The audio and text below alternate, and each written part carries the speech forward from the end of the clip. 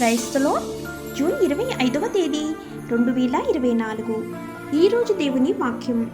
మీరు నాకు మొర్రపెట్టుదురేని, మీరు నాకు ప్రార్థన చేయొచ్చు వత్తురేని, నేను మీ మనవి ఆలకింతును. ఇర్మియా గ్రంథం 29వ అధ్యాయం 12వ వచనం.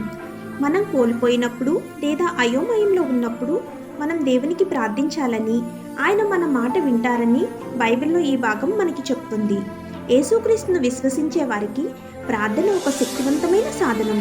దేవుడు ఎల్లప్పుడూ తన పిల్లల మొర విని మన మేలు కోసం పనిచేస్తాడు. ఆయన ప్రజల కష్ట సమయాల్లో ఉదహరించాడు. ఈ వచనం క్లిష్టమైన పరిస్థితులను ఎదుర్కొంటున్న విశ్వాసులకు ఓదార్పును, నిరీక్షణను అందిస్తుంది. దేవుడు వింటున్నాడని మరియు మన జీవితాల కోసం ఉత్తమమైన ప్రణాళికను కలిగి ఉన్నాడని ఈ వచనం మనకి గుర్తు చేస్తుంది. మనం ఇప్పుడే చూడకపోయినా ఈ వచనం మన జీవితాల కోసం, దేవుని చిత్తాన్ని కోసం ప్రార్థించమని ప్రోత్సహిస్తుంది. అలా చేసినప్పుడు దేవుడు మనకు వాగ్దానం చేసిన నిరీక్షణను, భవిష్యత్తును మనం కనుగొనగలుగుతాం. ఆమేన్. God bless you.